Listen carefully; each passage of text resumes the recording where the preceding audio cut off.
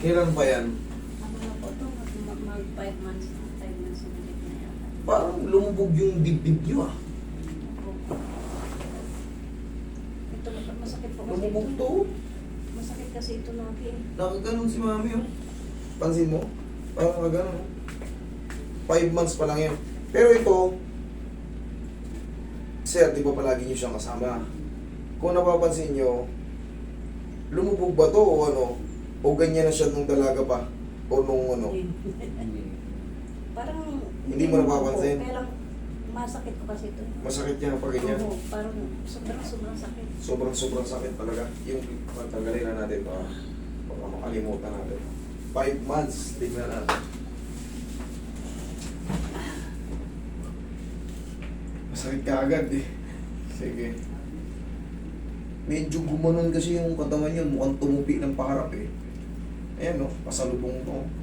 Na ano po kasi ako dati, nadulas. Ito yung tumama ko. Pero nagpa-x-ray na po ako 2 beses. Wala naman siya. Wala dito, pero dito nag-react ko. Opo. Ayan no, nakagano no. Kasi siyempre ako, alam ko yung mga bones structure nyo. Kumbaga, araw-araw tayo, may skeletal tayo. Araw-araw ko nakakita ng x-ray. Kumbaga sa forma pala ng katawan, alam ko may nagbago. Sige, tignan natin nung 5 months naman. Naku, wala pa sa kalahati. Sobrang sakit ka agad. Kasi dapat yan, yun, malambot lang. Pero ito ito, nga po nag-uumpisa na rin. nag-umpisa na rin. Ma'am, wala kayong sakit sa puso? Wala. Okay, very good. Diabetic kayo, high blood, ano? Wala po. Normal lang. Opo. Kailan kayo huli nagpa-check ng dugo? 1 taon, 2 taon? Wala po, ang ano ko lang po, nagpa-check ako nung 4 na buwan na yata. Ang nakita po sa ano ko yung mataas daw cholesterol ko, tsaka acidic. Mataas ang cholesterol mo, tsaka uric. Okay, gano'ng kataas yung uric natin? Hindi nyo kinuha yung mga blood Nasa bahay po. blood chem nyo? Padalas ko po yung binibiling, dalhin nyo yung mga blood chem nyo, dalhin nyo yung mga files nyo, medical files nyo. Kasi, pag sobrang taas ng uric nyo, syempre, lilimitahan ko yung pag-haplos. Kumbaga, mababawasan yung haplos kasi hindi rin pwedeng basta-basta masahihin yung mataas ang uric. Kaya nga po yan. Hindi rin pwedeng durugin yung ano. Katulad niya, kahit pa paano, nasabi nyo, magiging ano ko. Ayan o. Ayan, may bukol o. Ayan o. Oh, sabi ko sa inyo eh. Mataas ang uric nyo eh. Kasi malaking bagay yun. Katulad nito, may bukol na. Oh, ayan o. Kaya pala sumasakit-sakit na. Sa susunod niyan, yung mga daliri nyo na yan, kasi matutulungan ko pa kayo sa ibang aspeto eh. Sa ibang mga... Pag tumataas ang uric natin, siyempre bawas tayo ng pagkain sa mga high protein. Gaya ng mga red meat, baboy, baka, yan.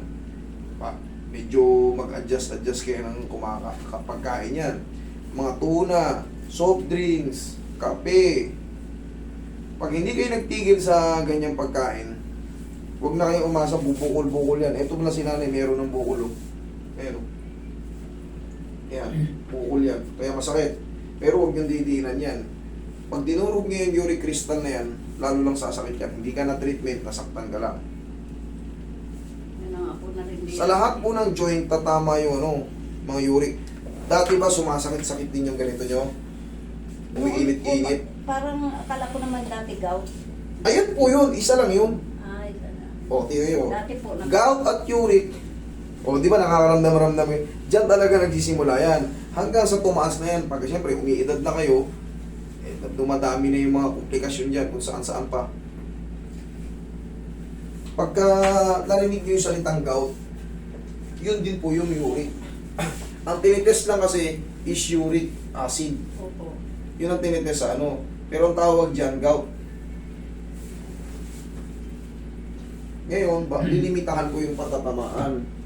Kasi mataas pa lang yung uric nyo. Ngayon, bumukol na eh. Hindi nyo kasi dinala yung files nyo eh. Pwede nyong masahihin yan, pero parang haplos baby lang. Huwag yung durugin yan, yung nakabukol na yan. Saan pa ba? Buti nga kahit pa paano. Wala pa naman po. Pero sa likod ko parang may maga siya sa likod. Sa likod. Kaya nga nagsandula ako. Basta lahat ng joint, meron yan.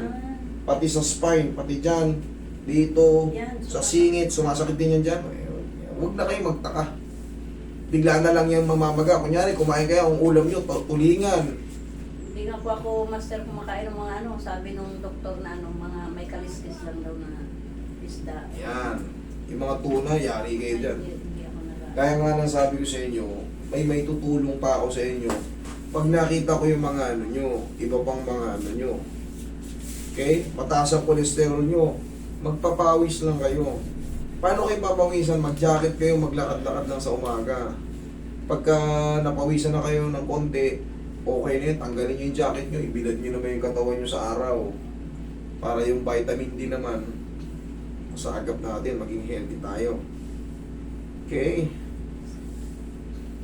Ayan, pag mamasasin, ganito-ganito lang. Mami, baka mamaya uric din. Hindi yan basta-basta pwedeng masasin. Ang hilot lang nyo parang haplos baby. Pag may nararamdaman kayo, nakabukol, huwag yung durugin kasi nga, ang mangyayari sa pasyente, mamamagalang sila, malalamog. So, anong kalalabasan? Lalo kayo nasaktan. Okay? Kaya nga ina-explain ko sa inyo to. Yung iba, ayaw maniwala kasi iba yung method din na natutunan. Pero kung ikukumpara nyo sa explanation ko, sa explanation nila, yung karanasan, tignan mo kung sino yung magtutugma. Ito rin yung mga buhay na patotoo. Nagpailot, hindi lalo na pilay, lalo na saktan. Kasi nga, may nakita kasi akong isang ano, hindi natin papangalanan. Yung mga bukol-bukol na uric, talagang dinudurog niya. Panoorin yung susunod na video kung ano nangyari. Doon yung malalaman. Pag bumalik sa kanya yun, kung ano yung ano. Yung knowledge na ganun, siyempre, iba-iba kami ng method eh. Pero talagang masakit yun. Siyempre, ayaw natin umabot sa ganun. Sa ganun kasakit. May pinanggalingan na rin ako master na ganun eh. Tagilirin na lang ito. Subok lang. Pag di kaya, upo na ulit. Kaya kung duwa kailang ito, hindi ko alam kung saan ko ano. Hindi, subukan natin. Subukan lang. Pag hindi kaya, di... Aray, Sige, alisin niya to. ay ko. Aray, Oo. aray. Aray ko. Hindi kaya? Ang sakit. Oo, sige, Aray ko. upo. Aray, teka. Huwag yung kamay niyo mapilipit. Hindi kaya ng ano. Sa pwesto pa lang, sira na siya agad. Woo! Sige. Dadayain na lang natin ng paupo. Hindi pala kaya. Sige, pahinga muna. Wala pa tayong ginagawa, ha? Sige. Pag hindi kaya, palit na ng posisyon. Sobra kasing gumano na yung tsura ni mami, oh. Kaya pag nilapat niya na gano'n, hindi kaya. Sige. Tiisin nyo na lang ng ganyan. Patihaya kayo. Traction ko na lang kayo. Ay, tihaya. Higa po kayo, higa. Wala mo muna. Yan, kaya niya, patihaya. Kailangan kasi matraction kayo. Tapiin niyo po yung tuhod niyo. Tapos, dalawang kamay niyo po sa tiyan. Sa tiyan. Sige. Pahinga muna ng mga ilang segundo. Ayusin nyo muna yung breathing nyo. Yan, sige.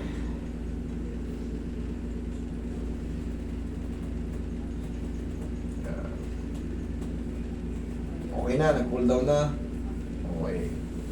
Kailangan kasi yung isa rin sa mahalagang mga technique, yung mga ganito, kailangan cool down muna, hindi yung naghihingalo. Kumbaga, hapong-hapo pa eh, bibirahin nyo agad. Baka ma-choke sila eh. Okay? Inhale. Isa pa. Yun. Inhale.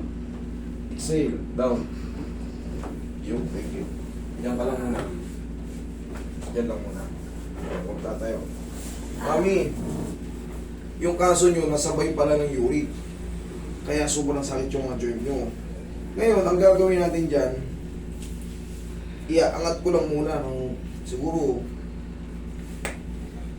konti lang kasi sobrang sakit niya eh. Namamaga pa yung sa loob, baka tumama yung ano, kagaya nito, may bukol dito, baka sumuts na yung saktong pamamagaron. Kaya ganyan kasi din, konting tabig, sobrang sakit. Pero itong mararamdaman yung sakit, may benefits to after mga ilang araw. Kailangan lang kasi natin baguhin yan.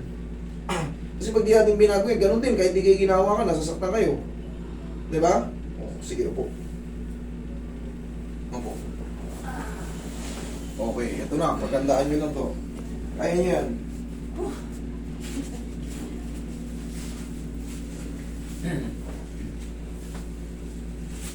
Relax na muna.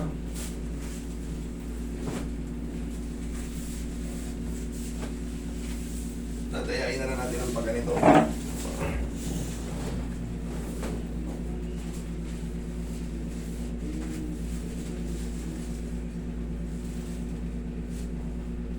Lambutan mo lang ha. Thank you. Narinig nyo? Yes. Pwede na yun. Kahit pa paano, mamaya magbabago na yan. Pag natabig kayo, medyo mas bearable na. Meron pang may dalawang pang pitik.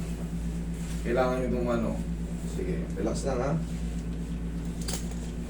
Okay, relax lang. Kaya niya. Kaya. Ha? Okay lang po. Okay lang. Malakas. Sige. Ito na yung pinakalas. Tapos na. Massage na. Kailangan nyo na ma-overcome to. Sige. Lagmutan mo lang. Huwag mo lalabanan. Sige, laglag mo lang. Aray! Ah! Sigaw nyo lang. Okay. Aray ko. Aray. Sige. Oh. Okay, upo. Yan. Ganun talaga. Napapanood nyo naman to. Sinabi ko naman sa inyo. Pero relax lang tayo. Within 30 seconds kasi, mag-recover niya. Masarap nga lang yung adjustment na yun. Kailangan yun eh. Ayan. Tapos mild na massage, huwag titiinan. O, saglit ako nga eh. O, wala kang 10 seconds eh. Matagal ko na nga sana, Master, gusto pumunta dito. Natatakot. Ala, tapos na-overcome nyo na eh. Kaya, Hindi lang natin kayo mapadapa kasi nga sumalubong yung balikat nyo eh. Roy, message mo nga dito si Mami. Diyan ka lang, sige habang nagpaparecover si Mami. Pati yung balakang ni Mami, para sulit.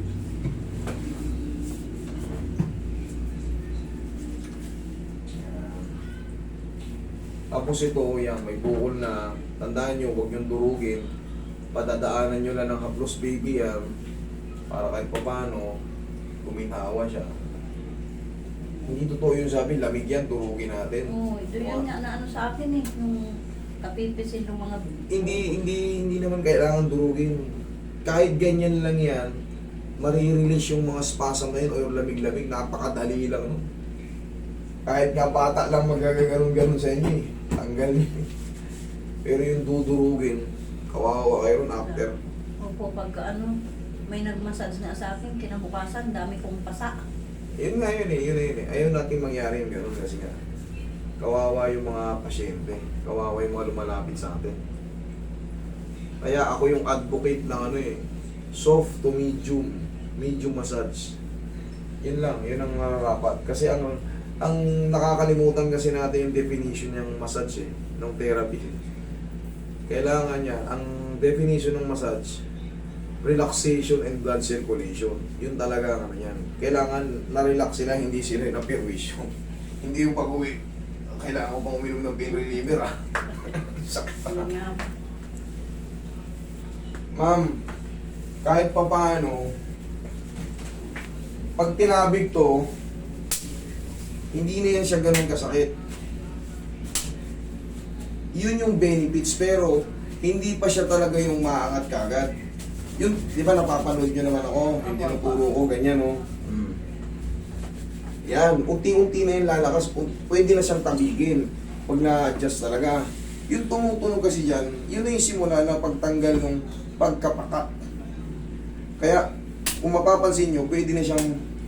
Kasi pag tinabig ka niyan, na ganun ka ng anak mo, or Ang sakit nga po. sobrang sakit ngayon, kahit lakasan pa yan, tapos subukan yung ihiga. Patag ito dito. Diinan nyo, tingnan mo, kung ano yung difference. Okay na po. Okay? Thank you.